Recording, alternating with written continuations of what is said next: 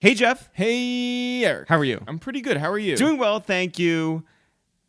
Oh, I really felt like I had to say, like, day 13 of the 12 days of podcasts. Oh, my God. I am so happy. Like, of all the years that we've been doing it. Yeah. I thought this year would be the easiest. No. And it was the hardest. Yeah. It was so hard. But you know what, though? The bottom line is that we got 12 excellent episodes. We really had a fantastic reaction from everybody. You know, those people who followed us, those people who were new, those people who maybe had no idea who we were. We got love from the haters. We did. We got in page 6. Mm-hmm. It was a good run of podcasts. Yo, is page 6 a hater? Jeff, not anymore. Yeah. Not anymore. Now they're back on our side. We also got into daily news. A great run. That's right. Both sides. Mm-hmm. We did a great run of podcasts. And the cool thing is that podcasts are forever. Mm-hmm. So if you have not listened to our podcasts with Cameron and Jinx and Young Baby Tate and everybody else that we had. Our brother. Tinashe, Bun B, Jorge Penache, Gia Peppers. Again, our brother. Yeah, our brother Dan. Why are you so afraid to say Dan's name? I'm not. Yeah. Our brother Dan. Yeah. Great episode. Go check that one out. Everyone's like, yo, congratulations on a really big year. And we will happily take your congratulations and say thank you because we did put in a lot of work, but we don't get anywhere without you guys. We appreciate everybody who listens, everybody who subscribes, everybody who tells a friend because it matters. If you appreciate everybody so much, then call them out by name. Oh, me? Yes, every single one. Alex Sampson. Okay. Jeff McHenry. Keep going.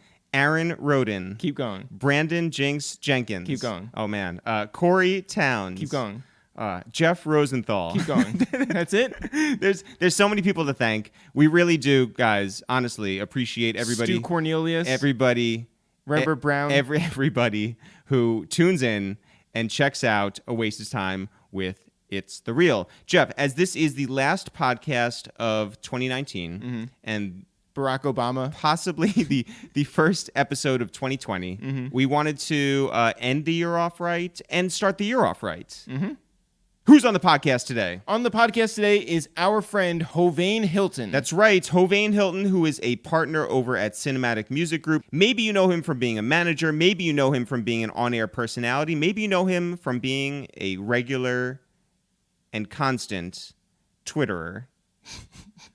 But today, you find out all about him, how he grew up in Brownsville, Brooklyn, who his cousin is, by the way. Who Paris Hilton. Is a Jeff, I want the people to listen. It's Paris and Nikki. It's crazy how we didn't get too deep into his Hilton Hotel connections. That's right. This is why people listen to this podcast. He's a heartbeat away from the presidency. Shout out to Hovain to sit down with him and hear how you build a career coming out of Brownsville, Brooklyn, having no connection to the music industry, not taking any internships, and really grinding from the bottom and making your way to the Summer Jam stage at Hot 97 is a fascinating story by itself. To start all over again after that is a better story, and Hovain is somebody who has kept a steady hand through this whole thing, and I think that we should all salute him for putting in the work as a manager, putting in the work as a record industry executive, but putting in the work as a human being and really elevating year over year. I echo all of that. And Jeff, shouldn't we all try to be like Hovain Hylton in that regard? Yes. Also, like Paris and Nikki. It's a family thing. It's a family thing. So, Jeff, anything else before we get into this episode? Yes. You can always subscribe to our podcast on whatever platform you are listening to this on. I'm talking about Spotify, YouTube, wherever the fuck. Yeah. Just press that subscribe button. That is a great idea. Jeff, when do you want to get into this episode? Actually, I want to say smash that subscribe button. All right. So, Jeff, for the last time in 2019, for the first time in 2020, when do you want to get into this episode? Right now. Hovain, you good? Yeah, I'm good. All right, great. All right. Finally made it. Yeah, hey. Yo, what up? It's Eric, a.k.a. The O'Neaters, a.k.a. Cinematic Music Group. Yo, what up? It's Jeff, a.k.a. Thinking Outside the Box, a.k.a. Sitting in the Friend Zone. I'm Hovain. Yeah, it's your third favorite podcast, A Waste of Time with It's the Real. Hov, what's happening? What's up, man? Everything's good. Great to see you up here in the Upper West Side. South Harlem. You, my friend, have had quite a bunch of years, but I think that this 2019 has been extremely special for you We saw you at Barclays for Duce Palooza. Getting y'all situated. And my group thank you in. for that. Not And just us, you got everybody you got the situated. lock situated, and that's the most important thing. Yeah. But you know what? Like, nothing has rained on your parade this whole year. I think it's been super successful on every project that you've been involved with. Yeah, I feel like I'm kind of like hitting my zone. So, Hit your zone. Yeah. Nah, it's been a blessing really to be a part of a team like, cinematic, and like when you put an album out and billboards thinks it's gonna chart, they hit you. They'll send you an email and be like, yo, can you send us the product number, vinyl number, like things like that. It's like the last 6 times the same guy hits me. He's like, yo, there's a lot of projects. Yeah. So like the 3 Styles P solos, the 2 DZA EPs, Luh Kel, Young and Ace, everything we put out. The Cam definitely gonna be on Billboard. So everything we've put out, like the last 7-8 projects, has been on Billboard Top 200. That's got to be just mind blowing at a certain point, right? It's dope, man. I know. I never thought I was gonna be at this point. Really? Like, you visualize it, you want it, but to actually do it, like, Yeah. I came from managing one artist. Right. I managed one person to then not managing that person to now managing a slew of people and then having greater success than I ever had with a variety of people. Yeah. So it's like, Okay, so managing a whole roster of people, does your phone ever die? yes. It- I got 2 phones. Yeah. I got a work phone and a business and a personal phone. And what happens when I was you're like, I like the idea of you saying I have a work phone and a business phone. but what happens when you're stuck in a place that has no service? I get out of that place. Yeah. I get out of that place. I mean, sometimes it's unavoidable. Like, if I miss a text or something or a phone call, like, everybody misses. Yeah, sure. So the president misses a call. Yeah, You know yeah. what I'm saying? Well, this president misses all the calls. Yeah. So, He don't miss a tweet. Yeah. He don't miss a tweet. who is your most active texter of your clients? I think Luh Kel is probably the most active because he's 17. Yeah, I was Yeah. going to say the youngest. Phone, youngest. I think we text the most. Like, Does he like to FaceTime? He's a FaceTimer. Well, I mean, he Yeah. is a rapper. FaceTimer. Every rapper loves to FaceTime. He's a FaceTimer. Me and SP text a lot. Yeah. Yeah, he texts a lot. Good morning. Like, Yeah. very No, he's a great texter. Yeah. He gets you in the right frame of mind before he asks you for anything. Good morning, how you feeling? Yeah. How's Yeah. everything going? Yeah. What's up? Doesn't that spoil you, though? Yeah, then it makes you. somebody else like, what the fuck? Where's the money? Like, all right, whatever. I want to take it back to the very, very beginning, where you're originally from. Brownsville, Brooklyn. What is growing up in Brownsville, Brooklyn like? Man, it's really tough because there's no signs of any success. So it's like nothing to gauge it from. It's like you see people who get older, they go to jail, they come home, they get killed. They go to jail again maybe if they, you know what I'm saying? So it's like no sign of success. The only people that were successful from Brownsville, Mike Tyson, M.O.P., and Sean Price. So where did you look for success? You have like cousins that live out of town somewhere? Sean Price happens to be my real cousin. You're kidding. Really? Yeah, my blood cousin. Like Holy my real cow. cousin. Yeah, so it was like one of those things. Like I used to be in his crib when he lived at 550 Stone. I used to be in his crib and then watching Video Music Box and then seeing him on Video Music Box. Like I'm like 7, 8 years old. I'm like, hold on, he's on TV. Like how? I don't understand it. And I remember one day his sister Tasha explained to me like, yo, he's a rapper. I was like, oh shit. Oh, so you can be from here and do something. Oh, I get it. Well, So, what kind of music were you listening to growing up? Just like, I have older sisters. My sister was really big into Prince. Yep. So I used to listen to Prince, but besides that, rap. Yeah. Smooth the Hustler. Yeah. M.O.P. Yeah. Like shit that a little kid shouldn't be listening to. Yeah. Redman. Yeah. Yeah. Snoop Dogg. NWA. I remember I discovered NWA probably like around 10, 11. And I was like, that shit just made you feel like the gangsterest person ever. I was like, oh, this is crazy. But none of those acts are like underground, no one's like backpack-ish, these are like popular acts. Well, yeah. I mean, Or you were Smith like and 8. Wesson, Yeah, Black sure. Moon, Yeah. the Fab Five, like Yeah. whatever they, you know what I'm saying? Like that was like kind of like underground, but they were like the champions of the neighborhood because it's like, this is Brownsville. Yeah. You know what I'm Yeah. saying? M.O.P. How about some hardcore? Yeah, right. Stuff a 10-year-old shouldn't be listening to. But that Sean Price, it's just like you're like the guys that I listen to too, and you're on Video Music Box, Yeah. like Shout to Bernadette. They just put out a new EP. yeah. The Price of Fame, him and Lil Fame. Yeah. So one of the rhymes on it, he shouted me out. I think it was like song number 3. He said I was a no change bummer. Now I'm riding around in my cousin Hovain Hummer. Man. Yeah, that's my guy. Real How did shit. that feel?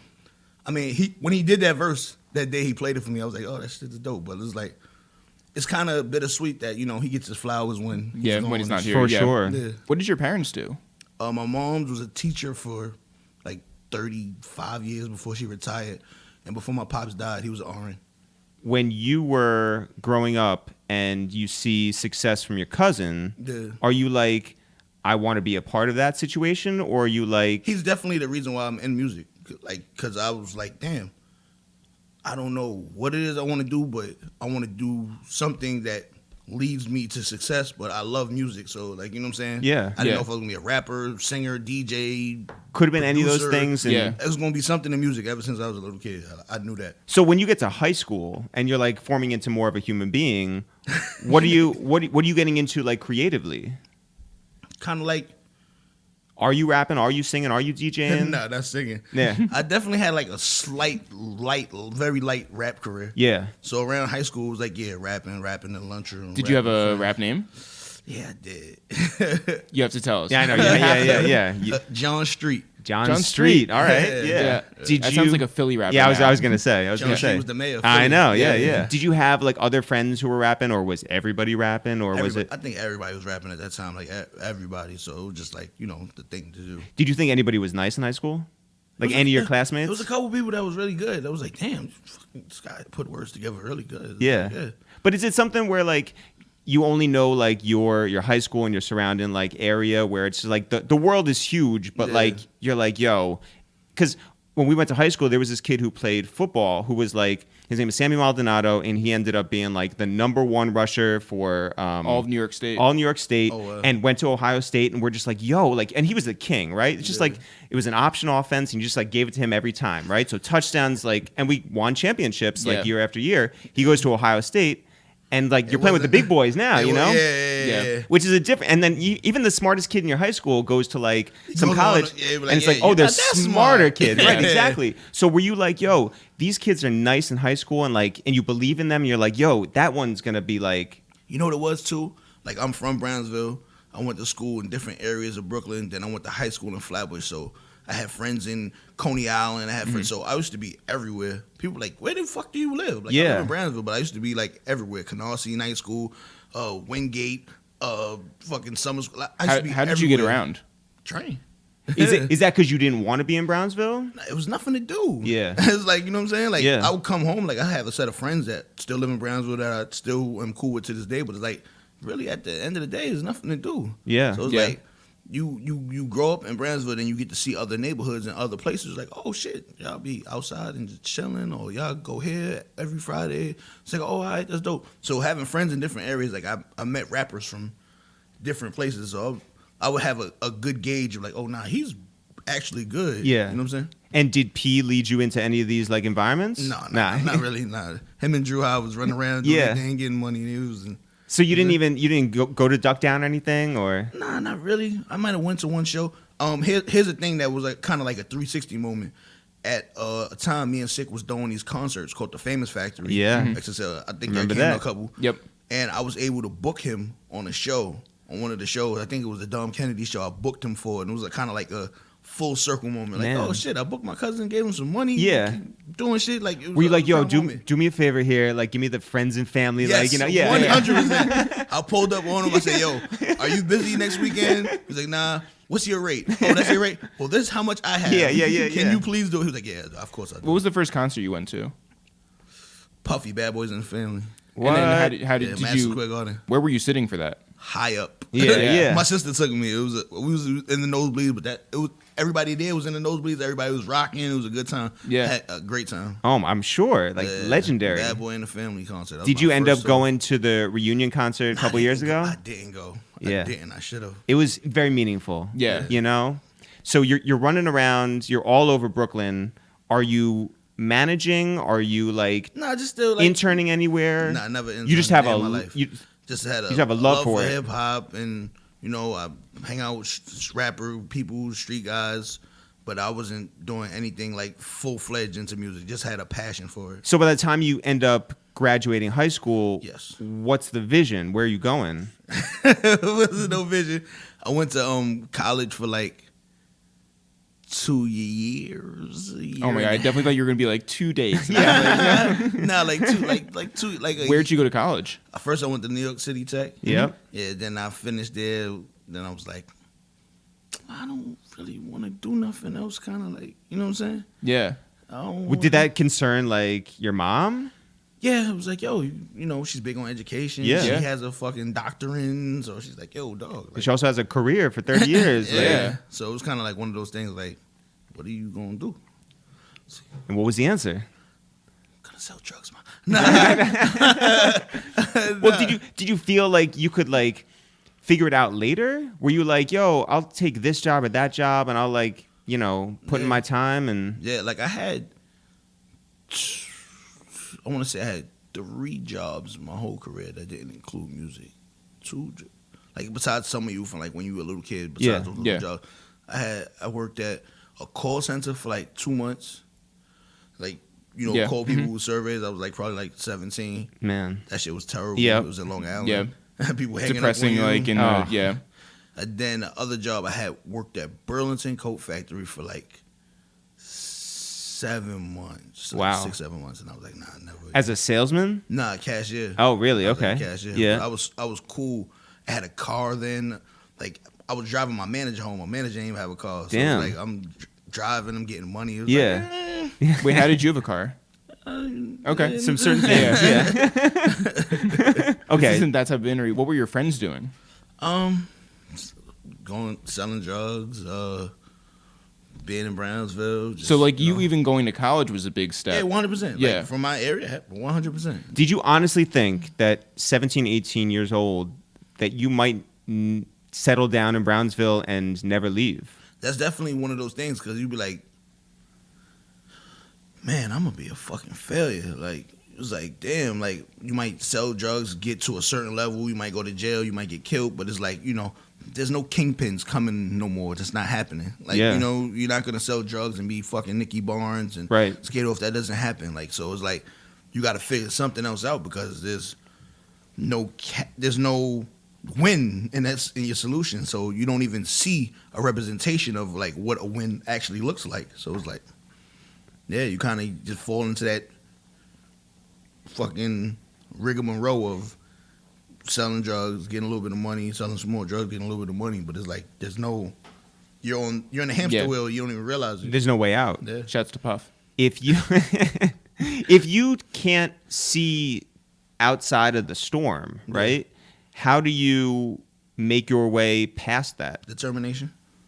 I think determination, like, you know, reading and getting life experiences and being open to different things and seeing things, it gives you like, oh shit, there is more than this. Like, oh, like very early on, I was very lucky to manage Rich Hil, who's Tommy Hilfiger's son. Yep. For sure. So we flying G5s and shit. We staying at whatever the best hotels and shit. What does that do to your like mind? It's ridiculous. It's crazy. Like, oh shit, this is Tommy Hilfiger. Yeah. I'm talking to Well, Tommy Hilfiger. how did you meet Rich Hil? Through Sickamore. Right. Sickamore is like really, really good. Sycamore's my kid's godfather. So, Yeah. So Sick it was managing Rich, but like Sick also got a label job, so it was like he couldn't run around with him certain places. Yeah. So he was like, "Yo, I need you to kind of like road manage him." So it was like, "All right, cool." Sycamore now, like people, Is the you know, guy. yeah, He's the guy. He's the guy. He's the Like guy. everybody knows his work with Travis. Everybody knows his work with YG. YG. Everybody knows what he's done at Epic Interscope. and Atlanta and Interscope and everywhere, Def Jam and And on our podcast. yeah, for sure. But Sycamore was DJ. yeah, and his story is legendary, and I really, really, really cannot recommend enough for people to go and listen to his episode. 100%. And he talks about his hustle and how he like opened up little shops and like Yeah. moved his stuff around and made this new generation of rappers happen. Yeah. So and then even with that, there were guys like you and Josh Pease and But like listen, like you know how they have the Rockefeller tree? Yeah. There's a Somebody got to Sycamore do tree. a Sycamore tree For us. sure. Like, in all seriousness, like he did this thing called the Famous Firm, where it was a bunch of creatives and young managers and young talents. He had us all together, and we all kind of like formed a firm, Yeah. yeah. the Famous Firm. Yeah, right. Actually. So what happened was he's still running around. He's young. I was 23. He was 22. So like he didn't have the bandwidth to manage all these people and all these things. So everybody kind of fell out. And at the end of the day, it was kind of like just me and him, like a fucking Birdman, Lil Wayne situation. Like everybody left, started doing their own thing. So it was like, yo, we gonna make this rock. So we started doing shows, doing a whole bunch of shit. But like all those people went off to be like dope people, like Josh Pease, N.O.R.E, fucking J News, myself. Oh man, Candy. It was like a bunch of people who are impacting culture right now. Yeah. But what was your involvement with like following blogs, like being on to like new music from around the country at that point? Like even before you linked up with Sickamore, were you on like N.O.R.E and everything? Yeah, Miss Info, Two Dope Boys, everything. Yeah. Everything. Just like listening and like the newest music, like staying on top of like, cause I wouldn't say I was early on it, but like I knew this is where you get the newest music, and like I seen the shift. It start going from mixtape, because I was super heavy in the mixtape shit. Yeah. Then it started going into online. So were you on MySpace? Yeah. Super. MySpace was the original subs. You take somebody out your top 8. Yeah. Who was in your top 8? Oh man, it would vary. It would vary. Sometimes did you leave Tom in? Yeah, you gotta leave Tom in. Yeah, because Tom's like, you Tom number 8. You got to. That gives you a little wiggle room to it. Like I don't gotta worry about age of 7. No, I'm not going nowhere. Yeah. Also, Tom put me on, so it's like can't front on the connect. So how did you actually meet Sickamore? Running around in Brooklyn. I think this time I was already managing Troy, so just running around in Brooklyn, and so I already started getting a name for myself, then seeing Sick, and then like, everybody knows Sickamore mixtape, so it was like, when I did, man, it was like, oh, I fuck with you, man. Like, your mixtapes is dope, your instrumentals or whatever, everything you're doing. And we first met, we connected like that. Like, yo, man, mutual admiration. Yeah, for sure. I like what you're doing. Keep doing it, yo. So the reality of the music business is this. People could be very territorial, 100%. Right? They could be like, yeah, I don't want to give you my sauce, like, because like I'm trying to win. Did you face 100%. That? Did you feel that? Were you like, yo? I think a lot of times, because like, coming into the music with the attitude kind of we had, it was like nobody ain't give us no internship. We didn't want no internship, but we didn't do no internship, so we're not nobody's little brothers, nobody's little cousins. So it was like, I'm here. Like, I'm in the league, I'm here to play ball. Like, you know what I'm saying?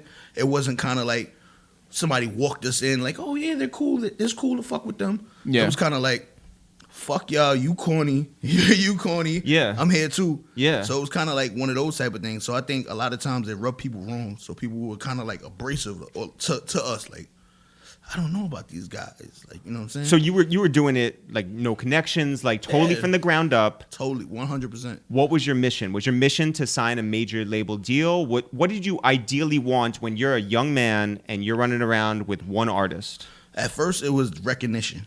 He's nice. Was like, yo, he is nice. We're going to get people to see that he is nice. Attention, we wanted people to see that. Once we had the attention, we wanted people to be like, they're carrying New York. Because a lot of times we used to get flack for that. Like, yo, oh my gosh, all right, we get it. You guys are from New York. But the sound of the city was changing, so people didn't sound like New York. So we were kind of early in this whole we're so New York shit that happened a couple years later. So it was like, we used to be like, yo, we're from New York. This is how New York's supposed to sound. This is what it's supposed to look like. Stop dick riding other places. Whatever. But that rubs some people the wrong way. We're friends with the business, the producers of the business. Yeah, that's my guy. And they would say that when they thought of like regional sounds, that's something that they like really wanted to keep, true, right? 100%. Because there was this like, oh, Atlanta's hot. Well, New York rappers are going to like rap over Atlanta type beats. The internet blurred that line. Yeah. It's not even... Certain people say certain things, and I used to love that. You wouldn't talk like nobody slang. else because Yeah. I don't live there, so I don't know when you're saying something is bomb. Yeah. But now on the internet, you could be from New York, you could be from right here, and be like, yo, this is so bomb. Right. And somebody in LA is like, Yeah. what are you doing? Like, you're using that wrong. You're not even saying that right. But it would end up where it's like, the only people that they felt were doing it were like Chasing Cash. Yeah. Troy Ave, Yeah. and not many other people. They were like, yo, keep it like from where you're from. And it's dope to interpret other regions into your sound, but like, let's not lose the identity, because that's what happened to New York. Kind of like we kind of lost the identity. Producers are confused. They don't know what to make no more. They're like, what is the sound of New York? Yeah. Because if everybody starts to like, put it like this, we used to tell DJs, yo, bro, you need to start playing some New York artists, showing some support, even if you don't like it that much, play it. Because if you're not playing New York artists, why do we need to keep you? How about we just syndicate the top DJ in Atlanta into the slot, since all you playing is Atlanta music? Right. Yeah. There's no difference. And they used to look at me like, Okay. but like, let's be honest here. Who are you, right? Like, you run up on like, I don't know, Enough or K-Slay or somebody, and you're like, yo, you got to play this record. They look at you. Do they know you from like your work with Sickamore? Do they know you from like around town? They know me from around, a little bit from around town. Like, but you could be anybody, right? Yeah, I'm not what do you call it? One of them guys from the Tupac era, and you're not an OG that's been like around. Yeah, I'm 20-something years old. Yeah. So besides just having like a good confidence and like maybe you someone knows someone who knows someone, how do you break through? Work ethic.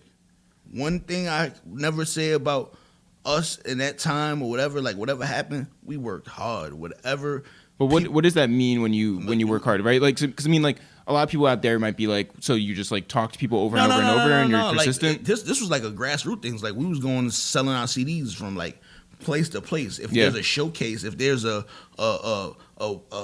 How Can I Be Down concert somewhere or whatever, we're there. Yeah, we're spending our own money. We're showing up. So it's like familiarity now. It's like, no, these guys are everywhere. And then like what people don't realize is, when the streets say something is hot, the industry has to catch up to it. They'll be a little late on it, but they have to catch up on it. When Bobby and Rowdy came out, the streets demanded that. Yep. So the radio stations and urban, everything, they have to play it. So you take control of what you can control. Yo, we can't handle the politics of the industry. That's cool. We'll be here every night shaking hands, but let's hit these streets. Because we can control that. Yeah. You know what I'm saying? Who was the first person that really like co-signed you from the industry that was like, because I mean, like you're talking about the industry that was late on you. Yeah, I mean. So who was early on you? The first, I don't even want to say the first because I don't want to. I might be wrong, and I don't want to be offended. But, with a lot of who people, was early on you? Yeah. There was a lot of people early. Like Ebro was early, Carly was early. I remember Carly. Half on Smash. Big time. We put out a tape, and Hoff was like, "Yo, my number was on the CD." He hit us like, "Yo, I want to meet with you guys." He lived in the LES at the time. We came to LES. He was like, "Yo, whatever y'all need, I'm going to help y'all in the digital space, whatever." Like, I believe he was all in. He was one of the people that was super early. Shout out to Hoff just because. Yeah, Hoff is my guy. He got married. That's my guy. Yeah. I still talk to Hoff. He's a Hoff's genius. Shout out to Gia. He's gone. Man, on Smash is like. Smash, man. Their roller coaster journey's been wild. Yeah, but, he finally got his site back. Yeah.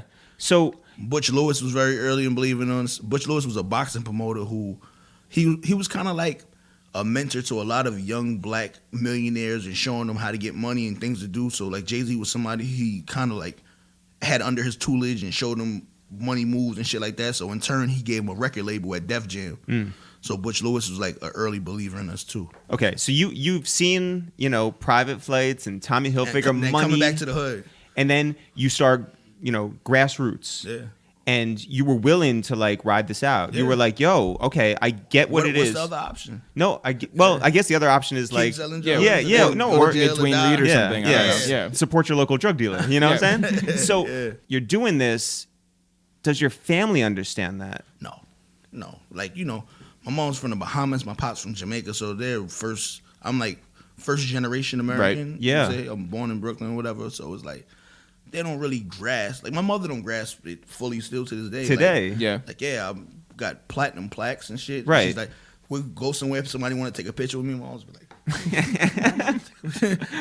like, I'm cute, that's why. But, she don't fully grasp that. They don't really get that. They're just like, yo, I know you and your friend running around doing some music shit or whatever, but whatever. Like, it wasn't really like, it was a support, like, all right, I wish y'all well, good luck. Yeah. But it's not like a real job, like a teacher or a nurse or like a. So does that make like Thanksgiving's tough? Nah, it's still cool. People aren't like, yo, are you still doing the music shit? Yeah, we're still doing it, but then the other things we were doing to supplement income for not making no money from music at the time was like, I had a very nice car. Yeah, had right. a very nice car. Yeah.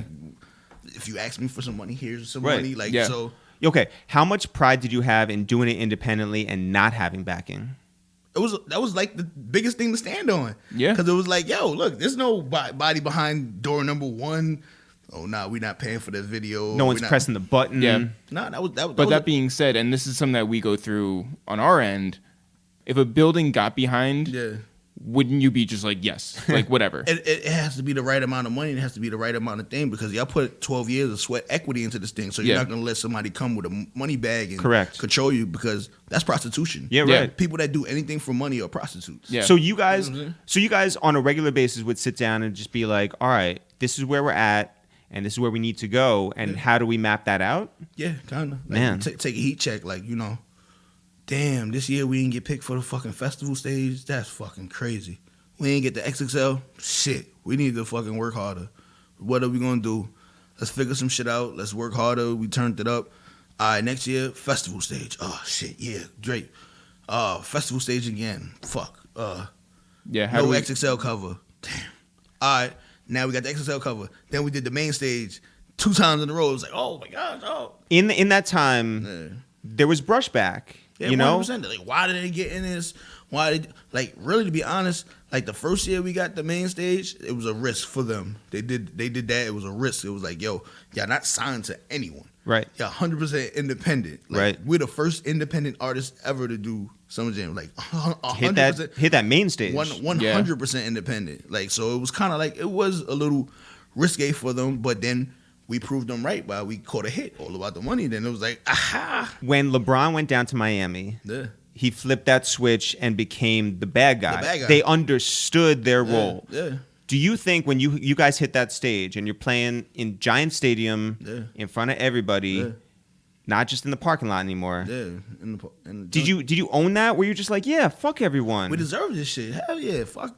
It's people we seen that got the main stage. Like they not working harder than us. We everywhere. I know when somebody's working hard, you take your hat off when you see other people working hard or maybe even harder. Like, yeah, he deserves that shit. And there's some people who don't, and there's nothing wrong with saying honestly, wholeheartedly, if somebody doesn't. I'm not hating on you. I'm not saying anything derogatory, but if I know I'm working harder than you and this is based off of work, you don't deserve that. It's relationship based sometimes. Yeah. Listen, I'm not going to sit here and act like I don't have relationships that have helped me and continue to help me because but you built those relationships. 100%. And so I think that relationships is a two-way street. It's not like you just do for me. I've done numerous things for artists and people that people would never know about because I would never speak on it. Yeah. But speak on it on this podcast, please. I would go into that. We need your mom to listen to this and understand what you do. Yes. So when you leave the Giant Stadium, parking lot, to head home. We had a party that night. You did? We had a party. Yeah, Where'd you go? I don't even remember the name of the spot, but it was somewhere in the Lower East Side. It was a good time. Fab came and we was all happy. Let me tell you this. The first time performing on the main stage, we didn't know, like, you don't drive, like, right up to the shit. So we rented mad dope cars, all type of Lambos. We had all type of shit. Then you drive to the artist parking lot. Yeah. Take over the car. Yeah. Like, nobody even gonna see this shit. We fucked the city up, leaving the shit. Like, leaving, people seeing us. They're like, yo, these niggas, all type of Benzes, Lambos. We had like 12 crazy joints. You're like, artist parking lot. Yeah, we ain't gonna drive this to the fucking stage. Yeah, ignorant. After that, though, a lot more attention. Now you're on a, pardon the pun, a bigger stage. Yeah, so more people are paying attention to you. Yeah.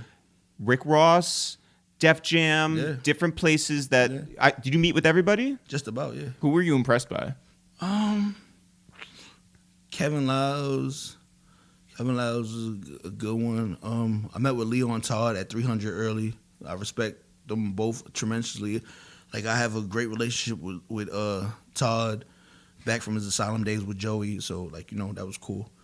But, like, everybody who's in that position and still in that position are there for a reason. So they're all impressive. Did you feel like you could ask for more because of what you've built all along? Sweat equity. It's like, no disrespect, but, like, a lot of people do things out of desperation. And, like, artists come from a place of they'll take this deal for X amount of money and a bad deal because there is nothing else. Like, yo, I'm fucking living with my moms and trapping, whatever type of terrible situation that most of us urban people come from, they'll be a little more susceptible and easier to be behooved and take a bad deal because they're in financial distress. We weren't in that position. Yeah. So it was like, I'm gonna give you an advance of $150,000 or $200,000. The deal is worth $800. Nigga, like, yo, I got $800,000 in my bank.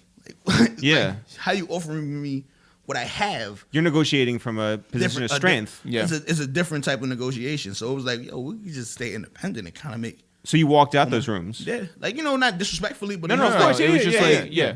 this isn't gonna work. What you Yeah. say is cool, but when my lawyer calls me and he explains to me the deal and walks me through the points and walks me through everything, it's like, oh, this is nothing. You offer me $150,000, I might have $50,000 on me that day. What makes you a good manager? Oh, I think I have a lot of unique skills in my tool set. My toolbox. Yeah. Yeah.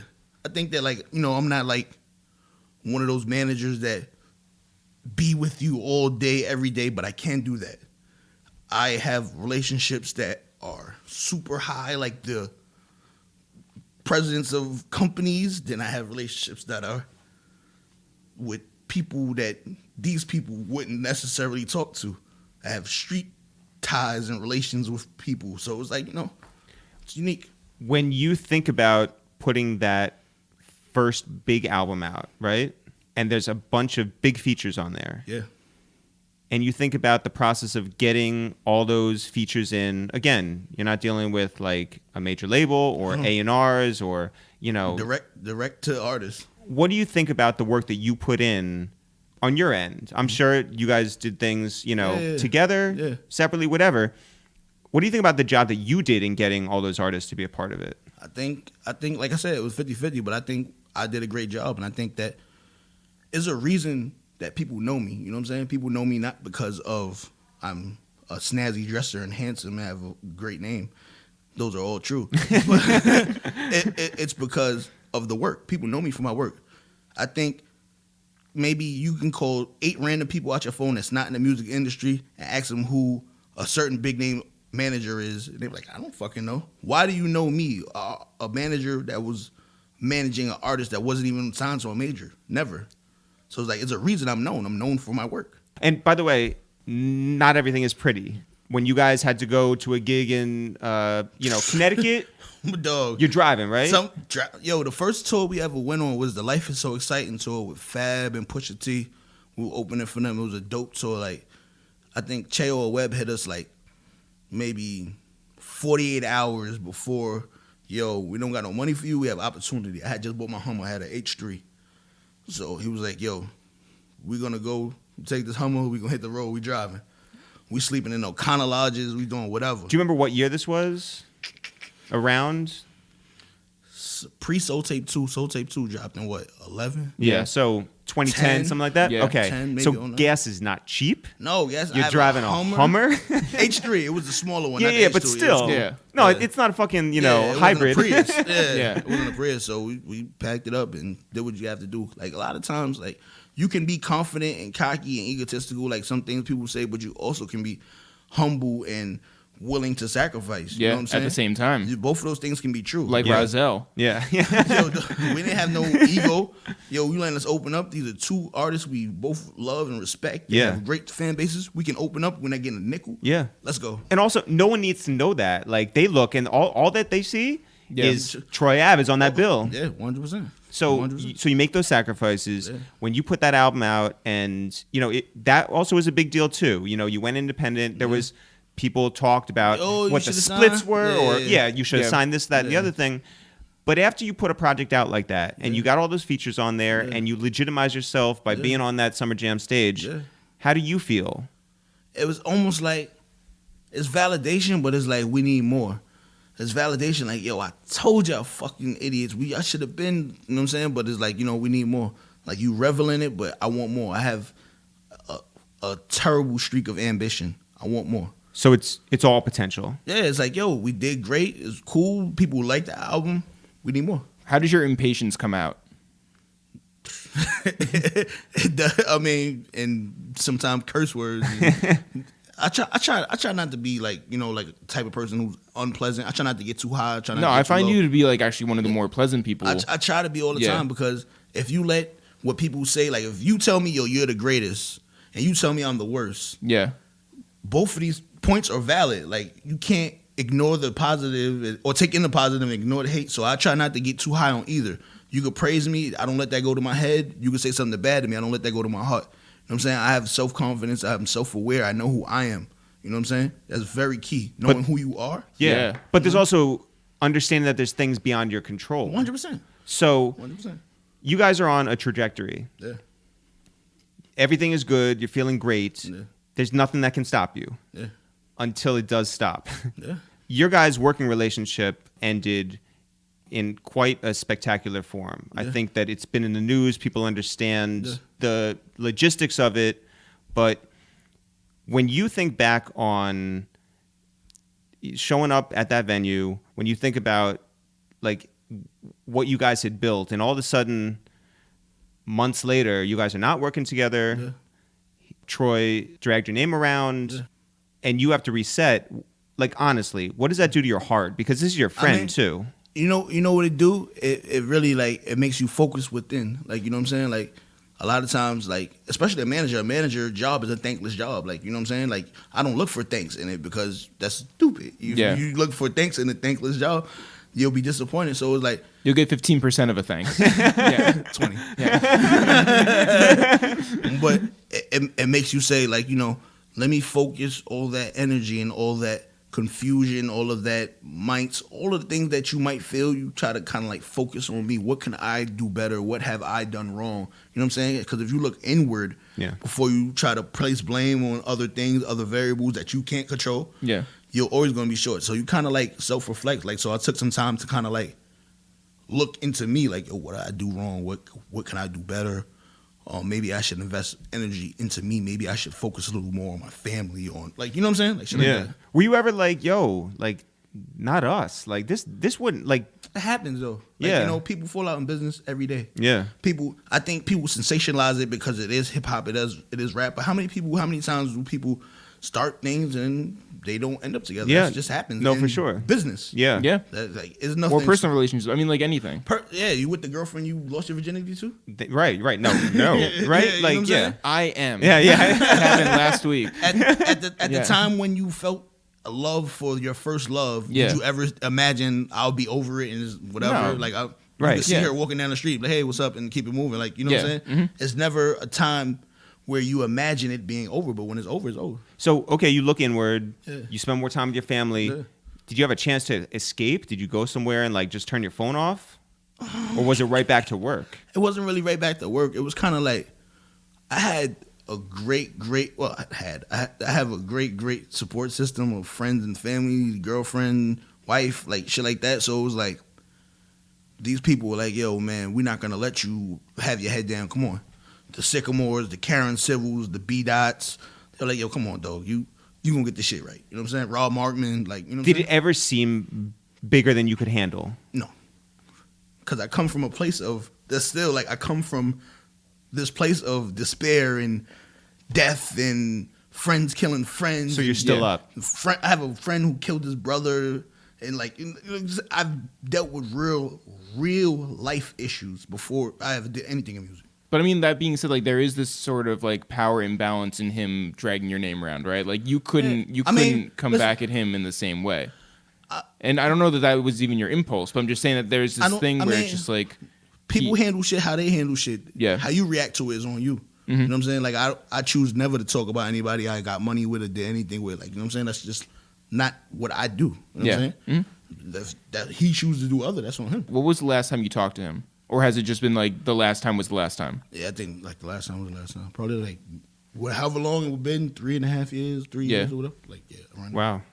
So at a certain point, you do, get to a point where you're like, I can rebound and start something new. 100%. What was that new thing? Remember I did like a little interview series with Fancy. I do remember that. My guy Joe from Fancy called me one day. He was like, no, I tweeted one day. I said, yo, if you're looking for me, I'm spending my life savings on fancy.com. And he DM'd me like, yo. You just meant it like honestly, yeah. That's what I was doing. I was sitting on fancy.com just buying mad shit. He DM'd me like, yo, I fuck with you. I'm a big fan of your work. If you ever in Soho, hit me up or whatever. Let's link. So maybe a month later. And you were always in Soho. Yeah, a month later I was in Soho. I hit him. He's like, yo, you were at Dean and DeLuca. buying $7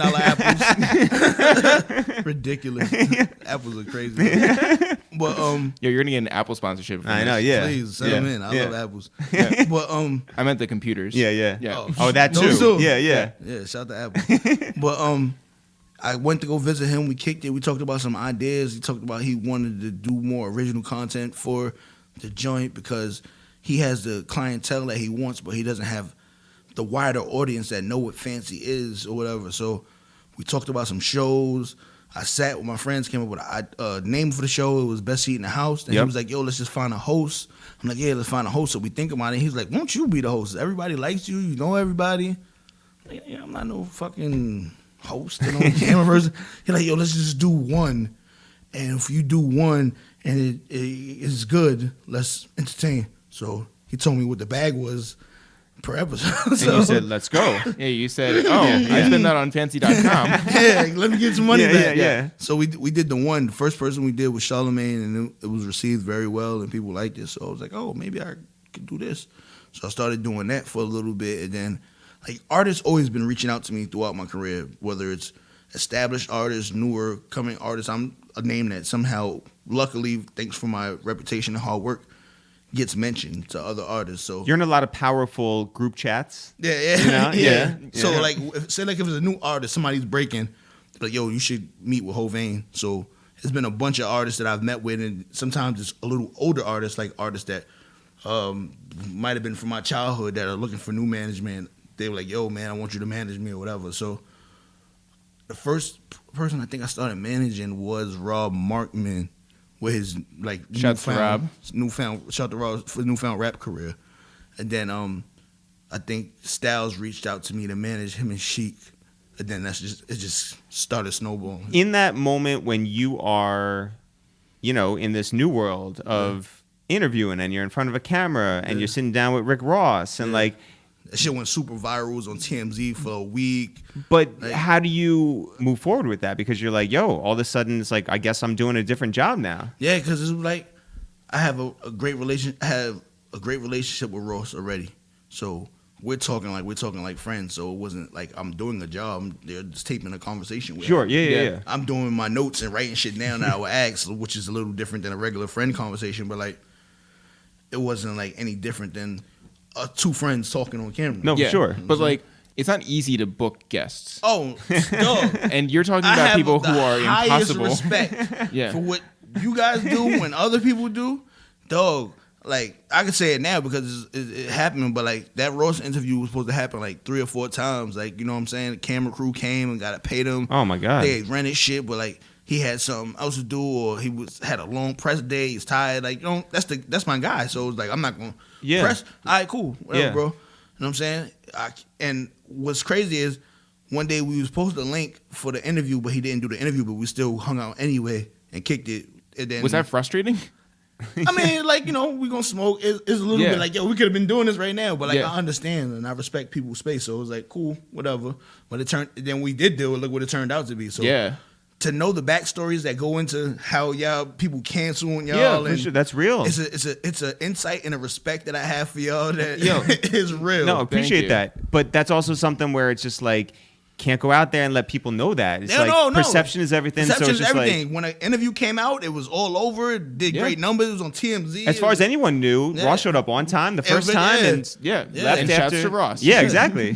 So it's like one of those things, man. Like, you have a respect for, like, I have a newfound respect for journalists and the things that I go through because I actually was in that world for a little bit. You know what I'm saying? You do start to manage again, and you do start getting out there again.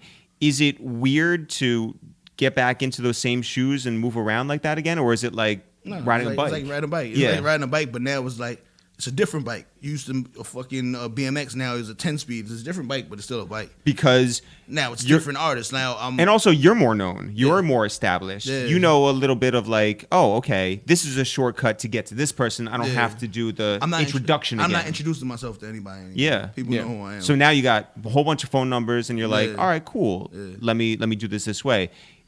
Did the music industry change in that time? 100%. Streams, everything is digital. Like, you know, the deals changed. The money is back in music, but for a second it was like a little funny. But the money is back. Oh, you know yeah. But when you're coming back in and you look at what you had done before and the hard work and the long hours that you put in, could you get with somebody who was like brand new once more, and could you do it? I don't have the time now.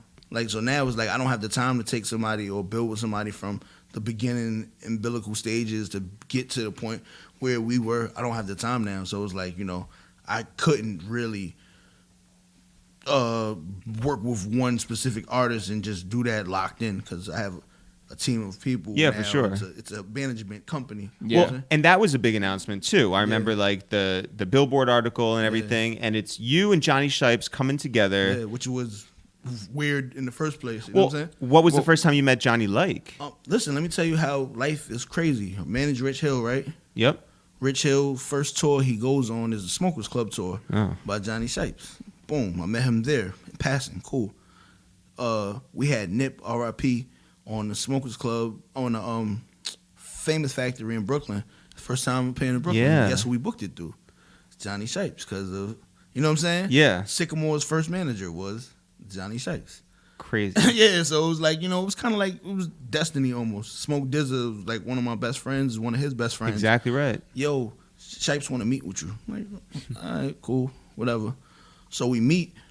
He explains to me everything he's doing, and like, I've been watching you for years, mutual admiration. Like, he's been doing great things. I always seen him doing great things, but we had artists that were kind of like, so now is a point where we are not really working with those artists such hands-on anymore. So it's like, maybe we could have something together, and it's working out. It went from like a business relationship to like a friendship. Like, that's like really my friend. Yeah. Like, we're like brothers. Like, we talk about everything. We hang out when it's not work related. So Jonny also sets the scene real nice, right? Where Yeah. it's like you're working out of not your typical we're in a office. firehouse. It is. Yeah. It's It's real hip hop. There's a bunch of animals in there. Johnny has voices for every single one of them. You can smoke. Yeah. No, what I'm I saying? think you have to smoke. Like, I don't think You don't have to smoke. You got You can smoke. you got a lot of You can like smoke. young kids working in A there. lot of young creatives. We got a lot of a team of great people, young A&Rs that know what's going on. They're up on everything. So and some GC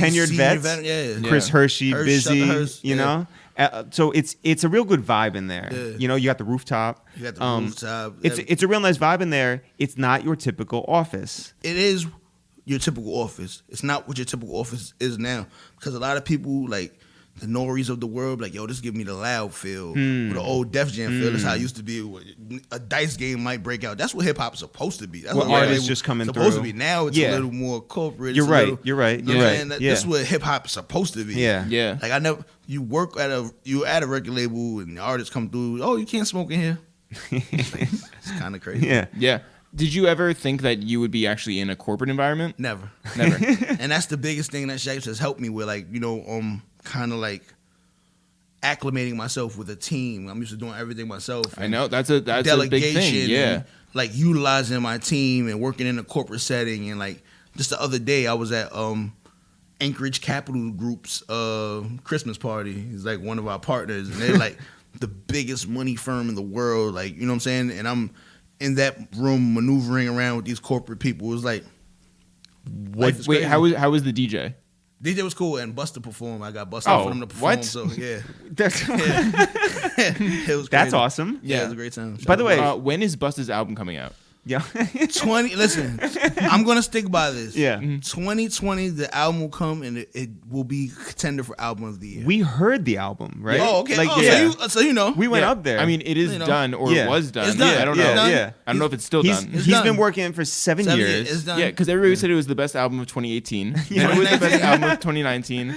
This is like Freddie versus Jason. Okay. You gotta put it out. By the Yeah. way, I hope that Do you think it's a very good album? Yo, I think it's a great album. He is elite level spitting. Yeah. And the features are The all features great. are crazy. Crazy. Yeah. He's got Some them of the all. videos is dope. So Yeah. so let me ask you this: did the people at Anchorage appreciate the best performer in music? They got it. Okay, good. They got it. It was like a little bit halfway through, he had to give them the speech. Like, yo, y'all better fucking... Him and Spliff was like, yo, y'all better pay attention to what's happening right now. He took control of the room like he Yo, does a performer, wait. and they got it. What is the best conversation you've had with Spliff Star? Oh, man, Spliff. You know, Spliff is from the hood, right? Spliff is like a real gangster, like, you know what I'm saying? Yeah. So Spliff used to tell me, and he ain't tell me that as of yet, but he used to tell me, yo, leave that street shit alone, bro. You come from that shit, just get your money. Yeah. Take care of your family. Jeff, what is the best conversation you've had with Split Star? I had an uninterrupted 45-minute monologue from him about global warming. So, yeah. Very well-rounded Yeah, person. yeah. No, exactly right. When did you leave the street shit alone? What's that? Yeah. Long enough ago? Yeah, a long time ago. Man. Was it something where you were like, you're leaving it alone because you understand the consequences of it, or you're like, I'm working in this new world and just doesn't hit? Both. Like, you can't be a famous narcotic person. Like, it doesn't work in your favor. Yeah. You know what I'm saying? Like, it makes no sense. Yeah. Like, you know what I'm saying? Like, why would you jeopardize everything you working hard towards? Like, you know what I'm saying? You do that because you have to, out of desperation. Yeah. Like, a lot of times, I know most of my friends and most of the people I know and love, we're born in a sense of defense, where we do things and everything's out of a sense of desperation. Like, you don't really get to live and really appreciate things, and you don't really get to live a fulfilled life until you get to a certain point of out that neighborhood or a certain amount of money, because all you're trying to do is survive, really. You know what I'm saying? So if you get into this new situation with Cinematic, when you do, is it difficult to like delegate? Is it difficult? 100%. Do you feel like antsy? Like, yo, I've been like 100%. And Shipes see it and he'll call me. He'll be like, yo, come by the crib or let's talk. And he'll explain to me like, yo, look, you trying to do this and you trying to do it yourself. You could have did fucking 15 other things. Yeah. I have a whole team for you. Get you an assistant. Get this, that, and third or whatever, and delegate and make this shit happen. You know what I'm saying? Jonny Shipes is one of the most funny and charismatic and fun people that you're ever gonna run into. He's underappreciated. Well, that's what I want to ask. It's almost criminal. Like, not just because this is my friend, my brother, my business partner. You got to look at it. All right, cool. Found Nipsey Hussle. Found him. Yep. Found Nipsey. Signed him. Yep. Boom. All right. Some people rest their laurels on that. Yo, found Nipsey. Found Big Crit. Yep. Oh, wow. That's amazing, too. Ahead of his time. Yeah. Oh, man, this is dope. Found Joey Badass. Mm-hmm. Oh, man, this is amazing. Yeah. Oh, found signed Sean Kingston. The manager Sean Kingston. Big. Oh, man. Now he's in a new generation with new artists. He's finding new artists, breaking new artists. Smoke Dizza, they're ahead of the weed rap lane and bringing the weed rap and touring and shit. Then the thing that separates him from other CEOs, he produces. Like, some of these records, Bullets Ain't Got No Name won. Some of these other songs, and even Luh Kel, Wrong, that I just got a plaque for, he produced that record. Wow. Like, so it's a little different, like a Rick Rubin type of thing. Yeah, right. Yeah. I'm finding the talent early. I'm curating it, and then I'm producing in the studio. Like, a lot of people, most people not doing that. I could say Rick Rubin and him. Yeah. Because I never heard of... And Puff. and Puff. Yeah. Puff is criminally underrated, too. Oh, I think some of the greats, people that we love, are underrated. I think Jay-Z's an underrated lyricist. People look at him as a businessman. They look at him at the hit records. They look at him Beyonce. They look at him as smart. But as far as raps, he is underrated. He's a super talented rapper. I mean, like, it's this weird thing where it's just like, as time moves on, right? Like, that is what you're talking about, where it's just like, then he just becomes Beyonce's husband just because, like... Yeah. But I do think that now that he's put his music back on all the streaming platforms... People, hopefully they then I think that... I hope so. Because I do think that did play a major part in it, where his music wasn't available in the way that a lot of other places... And you can get forgotten. Yeah. So when you are working in that building and Jonny Shipes is doing a million things, what do you find your role to be? I'm kind of like... The muscle. Management, right? I handle all the management aspects. You know, me and him have the management company together, but like, as far as Cinematic, the record label, I kind of like, again, have a unique tool set where I'm able to, oh, you can't get this artist because of whatever, I'm going to call him. Oh, you need Lil Duval for a video, I'll call him. Oh, you trying to get on Angie Martinez's show, I'll set that up. Oh, you're having a problem at Genius. Oh, I know somebody there. Yeah. I can wring somebody's neck. Yeah. Yeah, so it's like, you know, I have a unique tool set. Like, whatever needs to be done, and I don't have an ego about it. Whatever needs to be done for the team to win, I'm down to do. Like, whatever. You know what I'm saying? Oh, yo, y'all was going to FedEx? Yo, I'm driving that way. You want me to drop you? Like, whatever needs to be done. Yeah. Do you still have the Hummer? Nah. Okay, yeah. Nah. What is the craziest room that you've been in? You've been in a ton of rooms. Man, I've been in a ton of rooms. Some Tommy shit was crazy. I remember Butch Lewis took us to the first not the first BET Awards, but it was like one of the earlier BET Awards. This is mad early, and we're sitting in the same row as Michael Jordan. It's like, yo, Michael Jordan. And then, listen, then another crazy room, this was Butch Lewis. Butch Lewis had like a 60th birthday party, and he flew the OJs there. Like, this is like, I'm talking like major money in Delaware. So his partners are Denzel Washington, Leon, Judge Mathis, and somebody else that's like was his immediate crew. But we're all sitting together at a table having breakfast. I'm like, yo, this is crazy. This is nuts. I'm with Denzel Washington. This is crazy. Yeah. At this point in your life, you are, working for a company that is on the up and up. Yeah. You're working with a ton of artists that are on the up and up. You're looking for talent all the time. Yeah. You're at every event.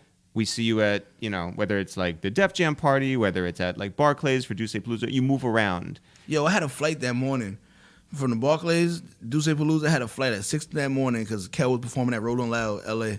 I was dead. Yo, that was the worst. And then to be standing in the rain for like 6 hours or whatever that you were doing. Yeah, it was terrible. And also like dripped out, like wearing like the nicest outfit. I do want to talk about your shoes in a second, but yeah, something light. I get it. Do you find time to relax, like for your own self? I'm learning. Everybody in my family. It's important. Even Shipes is like, yo, bro. Sometimes you gotta take it to yourself, turn your phone off, like worry about yourself, like relax. I'm trying to, but like I just like working. When was your last vacation?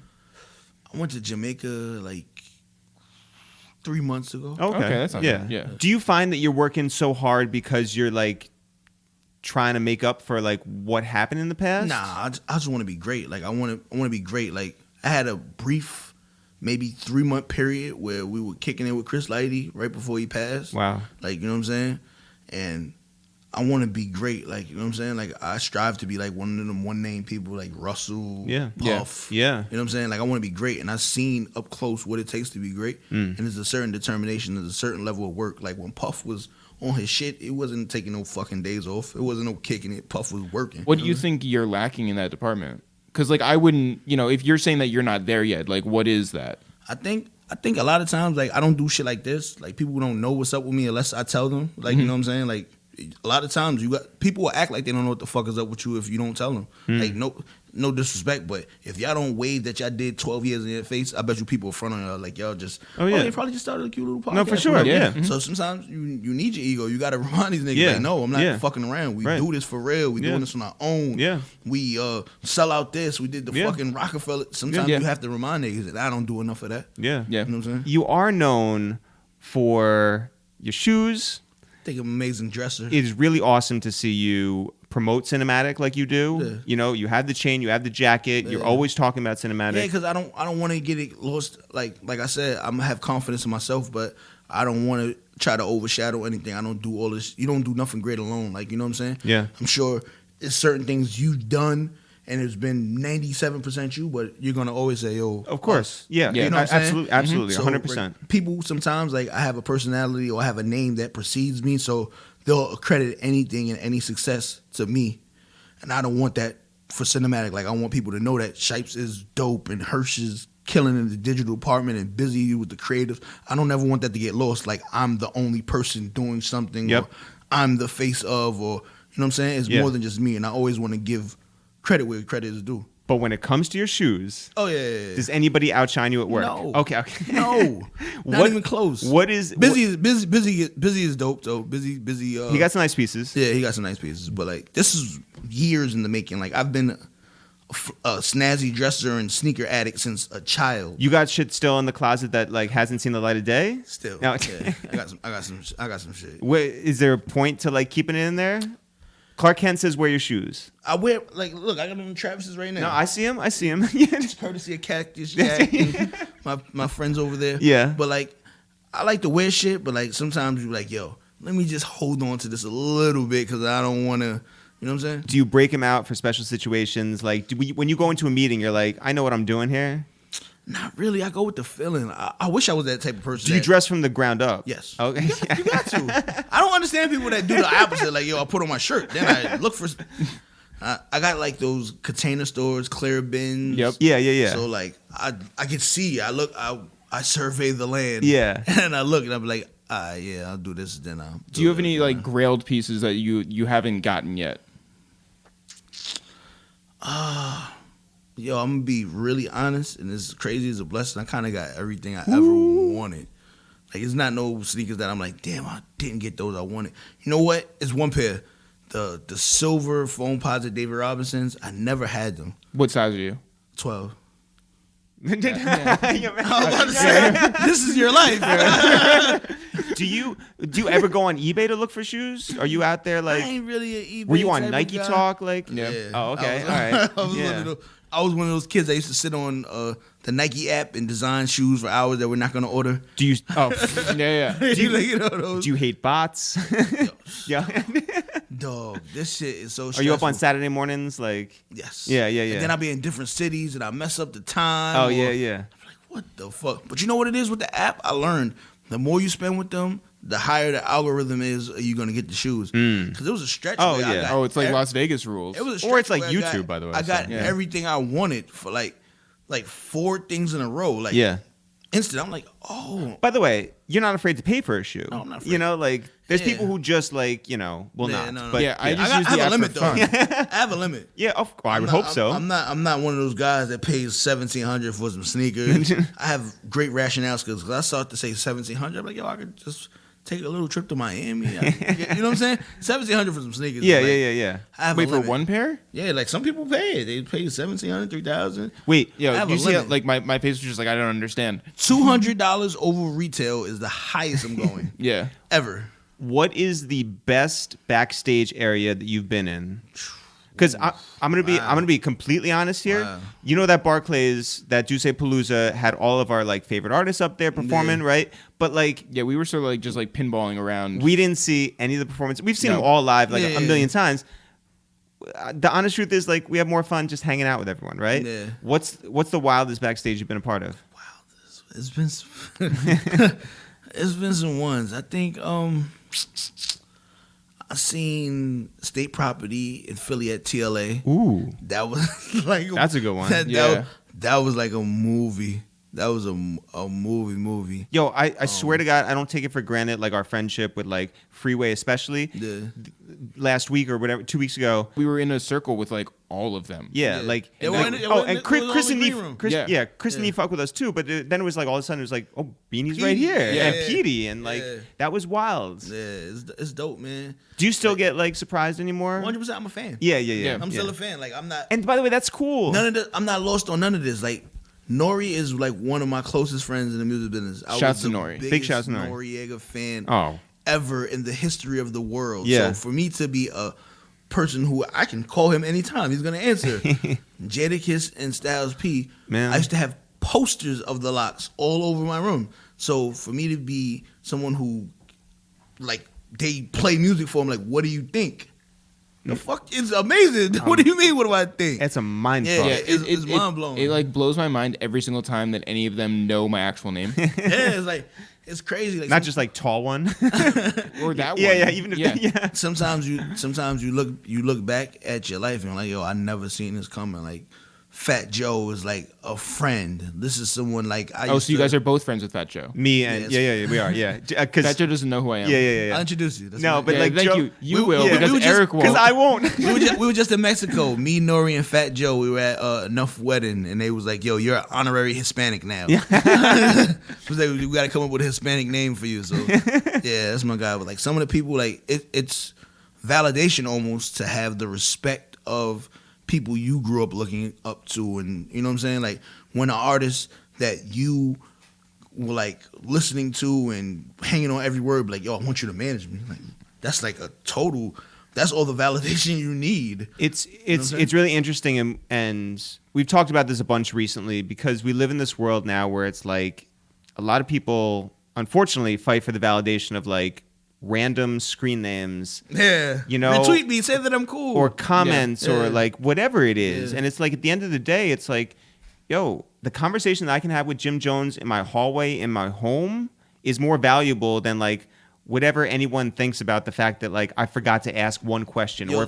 or like we have music that we've done with Bun B. You can never take that away from me. Never. We watch movies with the locks. Like, what? Yeah. You know, like. There's no better feeling than that. Oh, speaking of Jim is a friend too.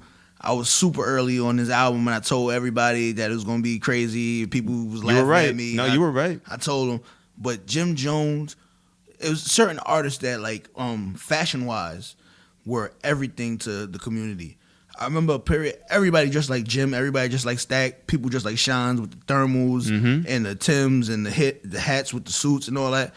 For Jim Jones to call me fly and say I get fly and yo, I'm drippy and all that, it's the ultimate compliment. Dog, we all went and got Rockstar belts. We all went and got the chain belts. We all jeans got skinnier. Yeah. Oh, the Pelés. Like, so for people you looked up to and admired to do the same with you and give you those kudos is like all the validation you should need. Did you have long hair though? Never. Never. I wish. Never had a chance to leave half your shit out. Like I never did. That's the one thing I didn't do. I didn't have braids. One day. By the way, we had Ferg up here, and I was like, "Hey, you ever switch up your hairstyle?" He was like, "No, like I tried it one time and it didn't work, and I would never do it again." Yeah. 2 months later, that's green. all he does. Yeah. So now I feel like you're gonna grow your shit out. Yeah. New Hovain. You know what it is? Like I'm so like I wouldn't say a germaphobe or nothing like that, but like I like to have my hair cut, like my nails short, like shit like that. So it's like I go without a haircut. I tried it. Everybody tried it. I tried it in high school for like no haircut for a month, and I felt like such a flea bag. I was like, no, this is not gonna get work. the clippers. Yeah. That's where I'm at right now. Yeah, it's time. It's time. No, like I've been needing a haircut for so long, but this 12 days of podcast has it's been a like lot. Everything up. It's been a lot. We gotta get a barber in here. Where's Rich the barber at? Yeah, get Kaiser on the phone, connect us, whatever. Do you think back to growing up and seeing your cousin out there and becoming? Well, first of all, your cousin's a legend. Yeah. Jay-Z, you recognize that? Yeah. Like the blogs recognize Sean that. Sean Carter is nice, but Sean Price is the best. Come on, yeah. like that's impossible. Yeah. But it's a reality. Yeah. Dope. Do you think back and remember your times with him and be like, yo, like, you know, it's wild the path that he went. It's unfortunate the end of his life. Yeah. But his work remains, his legacy remains, and that's your blood. His wife just came back from Europe running around with Rock. They did a Sean Price little European run. So his legacy still lives on. He's still able to generate income from them. And it's crazy because Drew Howe works with Cinematic as well. Yeah. So like me and Drew share stories about Sean all the time and talking shit. Like, yeah, it's dope.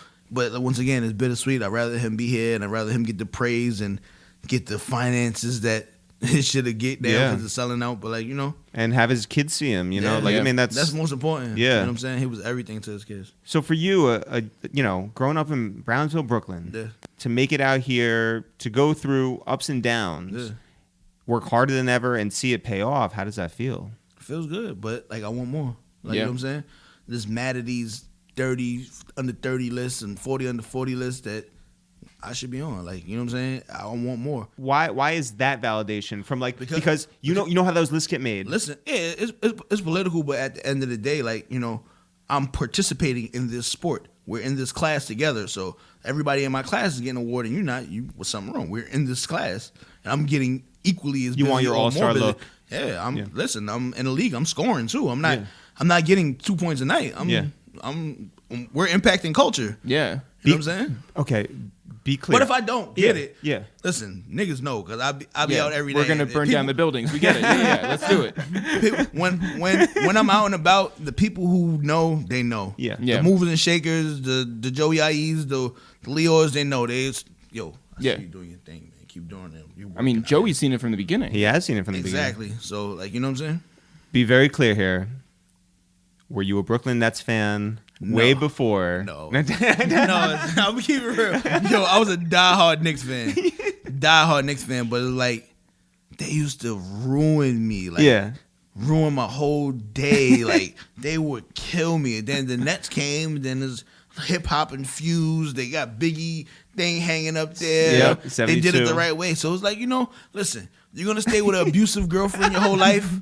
or a new girl moves on your block, and she's attractive and showing you some love, and you're gonna be like, you know what, I could stay with her. Yeah. Don't be a slave to loyalty. Yeah, you know you're like, maybe I've been a sucker this whole time. Yeah, like what? Like, yo, the Knicks don't care about us. That is a fact. The franchise doesn't care about us, so I'm not gonna be fact. bound by loyalty to a fault, because people will use your loyalty against you, because the Garden sells out every night. Right. People loyal to Right. it, they come to it, whatever. So they don't have to give us a product that we deserve. They're like, yo, they're gonna come anyway. The Nets are competitive. KD's getting healthier. Next year is gonna be some shit. Yeah. It's right here in Brooklyn. Like, how can you not support? Listen, people call me a turncoat. I don't care. Jamal might. Yeah. No, listen. You want to stay with an abusive girlfriend your whole life? That's on you. Yeah. Also, Jamal's the biggest turncoat because he left for LA. He did. He moved to LA. Yeah. Wearing shorts and all this shit. Yeah, come on. Stay with your city. Yeah. I bet you're going to see him at a Clipper game. Yeah. I guarantee Front row. Yeah. Do you have an affinity for Brooklyn rappers, like beyond love Jay? Them. Yes, love them. Like, I have a Brooklyn bias. I have a New York City bias. I have a Brooklyn bias. Uncle Murder. Love him. That's my guy. Like Mano. Yeah. Love him. Casanova, yeah, 5EO, all these guys. Love it. I love all the young guys because I know what they could be doing. They could be doing something worse. They could be smacking your mother upside the head, taking her purse. You know what I'm saying? So anybody who comes from that and they're making something of themselves and they're empowering their people and got their friends getting money and they getting money, I love it. Are you on the lookout for Brooklyn talent first? I'm So if somebody comes to you from Atlanta, you're like, I'm with it. Let's do it. Yeah. Luh Kel from St. Louis. Yeah. You know what I'm saying? Deluxe is from Yonkers. Yeah. You know what I'm saying? So I'm not like, oh yeah, but if you are dope and I'm looking at you and you're from Brooklyn, I'm like, I'm a little happy. What if it's a 25-year-old white kid from Williamsburg? Let's do it. If you're nice and you're authentic and you're being yourself and you're true to yourself. What if his organic self is him buying organic water? What kind of water? And can you get in on that? Like, Yeah. Shout out to Ebro, 40-ounce water. Yeah. Hovain, congratulations on your whole career, but certainly everything you're doing lately, because you're on a hell of a run, my man. Yeah. I'm gonna fuck 2020 up the same way, I promise. Thanks so much for coming through. Thanks for having me. No doubt. Thanks everyone for listening to this new episode of A Waste Time with It's The Real. If people want to find out more about us, I'm Eric with the curly hair. Jeff is the one with the glasses. Together, we are It's The Real, no apostrophe, no spaces. If people want to find out more about this podcast, it's almost 300 episodes in, and it's called A Waste of Time with It's The Real. Jeff, if people want to find out more about what's going on with us, where can they go? You can always go to ItsTheReal.com, ItsTheReal.com. We've got a bunch of stuff on our website. You can click on all of it. I'm talking about our merch. I'm talking about our newsletter. I'm even talking about that video on the front page. Go. ItsTheReal.com. Go press play. Why not? Do your job. Life is short. Click on some shit. Jeff, are we on the internet? We are on the internet. We're on social media at Twitter at ItsTheReal. We are also on Instagram at ItsTheReal. What happens if people Google It's The Real? Then a bunch of fine women with opinions come up. Shout out to our girls, Tamar Braxton. Shout out to Adrienne Bailon. I mean, yes. But really, just type in Shout It's out The Real. to the girl who It's one word. Jeezy's dating. No apostrophe. No spaces. Jeff, I asked the internet. I said, hey, guys. Hey, guys. If you want a shout out, respond to this tweet right here, right now, and let us know your favorite part of A Waste of Time with It's The Real. Jeff, really quickly, if you can, what do people have to say? Usually when you put up these calls to action, Yeah. there'll be like a couple that'll come in at first, and then like a couple more, and they'll slowly peter in. Okay. Does that mean that we have 2? Maybe 3? No, you put up this Maybe thing 4. saying say nice things about us, and literally everybody did. Okay. Well, Jeff, Which is the nicest thing. so what do people have to say? Shout out to Don't Hate Be Hated, who said the best part of our podcast is you two. Oh, that's very nice.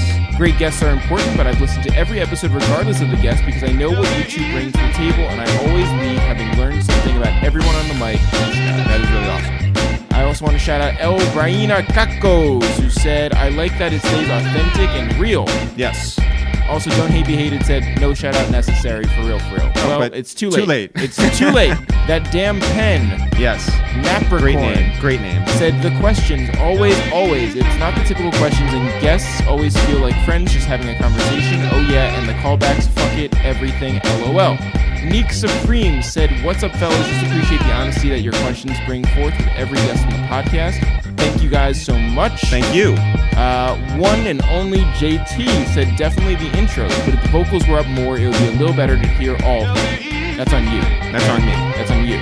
Wait, what? The intros, if the vocals were up more, it would be a little better to hear all of them. Okay, I'm going to work on that. Also, the vocals should be better on when I'm telling you this because you didn't hear me the first time. That's true. Chris Colors Chris on Twitter. So the best podcast moment was Sheek doing an impression of Baby Boy on BET. Yeah, that was damn funny. When are we doing another 2 Jews and 2 Black Dudes? Jeff, put it in the air. Hey, the locks who are definitely listening to this episode and this part right now. Yep. Free up your schedule. I'm tired of hitting you guys up. Stress the MC said, my favorite part is the type of guests you guys get. Always dope to learn about those that tend to get less shine normally. They also have more industry stories that have never heard before. Right on. Oh my God. She fucking dead. That's the name? That's the name. All right. OMG, she fucking dead. Said me. Okay. No, you're the best. No, not me. Oh. She said me. Okay. But not me. Yeah. You know what I'm saying? I do. Verena Von Fetten, Vancouver Zone. Yes. Said the dinosaurs. Absolutely right. Okay, Khaled. Or okay, Khalid. One of the two. Some say Khaled, some say Khalid. Said the sidebars. Y'all go on random tangents and they end up hilarious. LOL. That's a good one. True Tech said the AKAs are still my favorite. It's so crazy. I always feel like nobody ever listens to the AKAs. Jeff, you're wrong. I'm so wrong. Because also Jay Della said it's easily the intro in the AKAs. There you go. Wait, the actual intro. The intro that I really feel like nobody listens to. Jeff, you have been wrong this entire time. Lawrence Art Comedy said y'all just being y'all in the beginning and when you got history with a guest. That's really nice. 12th Letter Man said the AKAs. Shout out to you. C Sharp said the intros, duh. Yeah. Ebony Not Ivory. So my favorite part is the introductions. It's Ebony, aka RE Bandit, aka Travel Junkie, Gun Sounds, LOL. Davinio said Big Dave from Durham. Okay, that's him. That's him. He Okay. said that. He Yes. said his name. Yes. He said me. Okay. I love your whole interviewing style. That's really nice. That is nice. Also, his name is Dickhead Dave. I didn't come up with it. He's the one. Okay. The Connected Experience Podcast said the way y'all get the guests to open up is dope. Luisito from BX, the Bronx, said the artwork. You know what? That feels like... Not everyone can say the AKAs, you know? It feels like Luisito might be saying that he is a graphic designer. Nope. He is an actuary and math teacher. Who knew? I was wrong. I'm wrong about everything. Dave Castle said the AKAs are the best. Shout out to y'all. Yeah. Eric, what's your favorite AKA? At this point, probably Yo What Up, it's Eric, a.k.a. The Bag of Chandler, a.k.a. Catch a Case. Yo, what up, it's Jeff, a.k.a. Player of the Year, a.k.a. Uchiwali Zerbiak. Yeah, that's classic. Yeah. Classic. Yeah. Classic. Tidiologist said the intros, obviously. Obviously. Slang Rocks Legal said all the Dipset love, a.k.a. an appreciation for Dipset culture. There you go. Cindy Chase said that y'all really ask thought-out questions and can keep the conversation interesting on an Anderson Cooper level or journalists on that level and pressure other podcasts to step it up. Y'all rarely do the morning show or late-night show Q&A that is so boring. Y'all HBO level. Wow. Thank you very much. I'm going to be honest. I don't think Anderson Cooper is a very good interviewer. Damn. Eric, why are you taking shots at other journalists? Oh, man. I'm not a journalist. Dipped in Chocolate 3. Mm-hmm. Or actually, no, Dipped in Chocolate. Yeah. 3 is an E. Okay. Said the intros and AKAs with a slanted crying face. Okay. Yo, Ma, love me, yeah. Great name. Says. 2 Jews and 2 Black dudes. If Sheek busy, I'll fill in. First of all, Sheek is busy. Yeah. So we're coming down to New Orleans. Jacoby T08 said, my favorite part is how you guys never stumble. Well, have you listened to the outro to this podcast? Because I've been stumbling this entire time. The last podcast of the year. He said he's always on point with the next insightful question, always quick-witted, and you play off each other well. Thank you. I stumbled again. There you go. And let's not forget how deep you'll go with the research. Thank you very much. Guys, little secret, no research. No research. Some research. A little research. I feel like life is research. There you go. M. Sween10, that's Mark Sweeney, said the motherfucking depth of knowledge, kick ass in 2020. Thank you very much, and the same to you. A. Breezy, my man Tex, said, can't remember which particular episode it was, but out of all the ones, it was the one where y'all finally gave yourself your own flowers. Fuck it, people first heard you through Cam not believing in dinosaurs. 10 plus years in the game and not a dent on either one of y'all. Salute. Salute to you, and thank you. NC State of Mind said consistency. I feel like you guys get everyone's best story. Thank you. Alex Sampson said, hey. Hey. Thank you. And Lauren Beatmaker, our man from South Florida. Yes, sir. Said, damn, I really missed it. I love the AKAs. Again, I'm wrong. I thought that everybody was over the AKAs. Guys, 2019's been a great one. Hope the same for you. And let's all win in 2020. Jeff, as always, not for real, for real. I'm going to go get pasta. We'll see you guys next year. Guns out, guns out. All I see is